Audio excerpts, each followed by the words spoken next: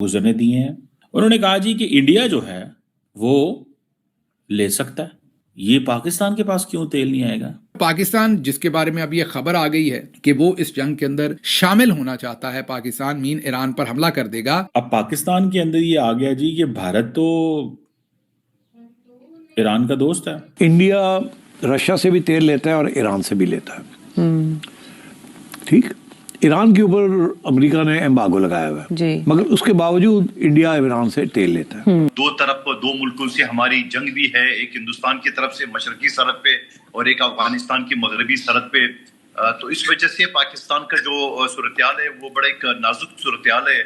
जयशंकर साहब जो हैं उन्होंने शुरू से एक ईरान के साथ राब्ता रखा है और उनको इस चीज का पता था। और हम वैसे दो मुल्कों से, दो पड़ोसियों से हालाती जंग में, अल्लाह न करे कि ईरान वाली या अमेरिका वाली जंग में हम भी मलूस हो।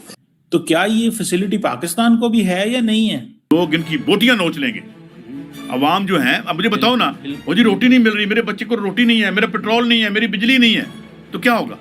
जबकि अफगान हुकूमत ने जो जिम्मेदारी कबूल की है वो है पाकिस्तान की अफवाज के ठिकानों पर हमले की, जो कि एक बड़ा खतरनाक ट्रेंड है। क्या हमारे पास मईशत इतनी है बेहतर कि हम 2 दिन भी लड़ाई कर सके? इंडिया के साथ ईरानियों ने एक डील कर लिया, तो फिर क्या हमारी तो क्या पाकिस्तान के जहाजों को भी गुजरने दिया जाएगा? ये बड़ा इंपॉर्टेंट सवाल है। इस सवाल को थोड़ा सा डायसेक्ट करना चाहिए, समझना चाहिए ना। अब इंडिया जो है वो आपको मैं थोड़ा बताता चलूं कि ईरान का टॉप कस्टमर हुआ करता था 2019 से पहले। ये 2019 में जब अमेरिका ने सैंक्शंस वगैरह, स्ट्रिक्ट सैंक्शंस की, ये जो joint comprehensive plan of action को विड्रॉ किया, दिस दैट किया, तो ये मतलब ये वो चीज थी। ठीक है जनाब, इंडिया ने क्या किया कि इंडिया बहुत सारा कुछ, ये जब joint comprehensive plan of action को ट्रम्प एडमिनिस्ट्रेशन ने विड्रॉ कर लिया, ईरान न्यूक्लियर डील जो थी, तो जो टेम्पररी वेवर्स शेवर्स है वो सब पॉज हो गए, सेकेंडरी सैंक्शंस आ गई। अब क्या है, अब 2025-26 में ऑयल इंपोर्ट जो है ईरान से वो कंप्लीट खत्म हो गई। अब वो तकरीबन प्री 2019 लेवल पे चली गई, बायलैटरल ट्रेड भी इनकी खत्म हो गई। अभी ये जो मार्च की सिचुएशन बनी है स्ट्रेट ऑफ हार्मस से, ईरान एंड ओमान जो है, जहां पे उन्होंने डिस्टर्ब किया सारी की सारी सप्लाई चेन को, इंश्योरेंस के हाई रिस्क हो गए, अटैक्स हो रहे थे, थ्रेट्स थे ईरान की तरफ से।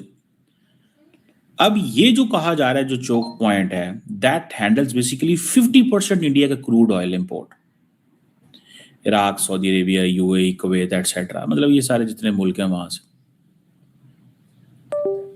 अब सिचुएशन क्या डेवलप हुई है, बड़ी इंटरेस्टिंग सिचुएशन है बाय द वे। उन्होंने कहा जी कि इंडिया जो है वो ले सकता है,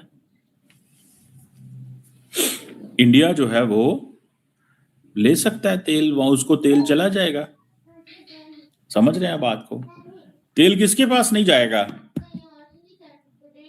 ये सवाल तो वो एक बनता है ना कि हाँ जी, ये तेल जो है ये किसके पास नहीं जाएगा?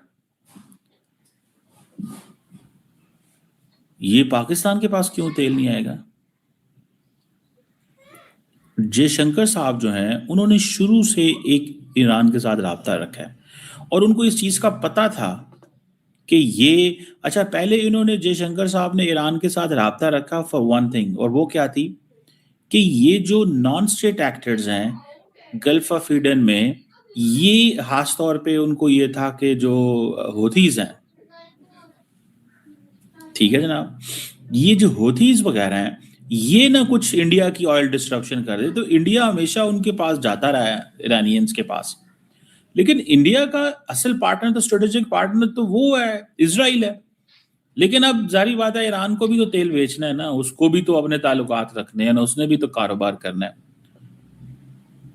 तो इस चीज को देखते हुए ये फैक्टर सामने आए हैं कि किस तरह की सिचुएशन जो है वो डेवलप हो रही है। तो जयशंकर साहब जो हैं वो इज इनटू दिस गेम कि भाई मैंने कोशिश ये करनी है कि मैं तेल लेके आऊं फॉर इंडिया। वो इंडिया के लिए तेल इकट्ठा कर रहे हैं पूरी दुनिया से। अब आप इमेजिन करें कि इंडिया के साथ ईरानियों ने एक डील कर लिया।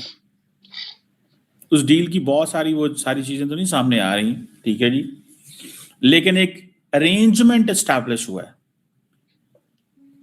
और उस अरेंजमेंट के तहत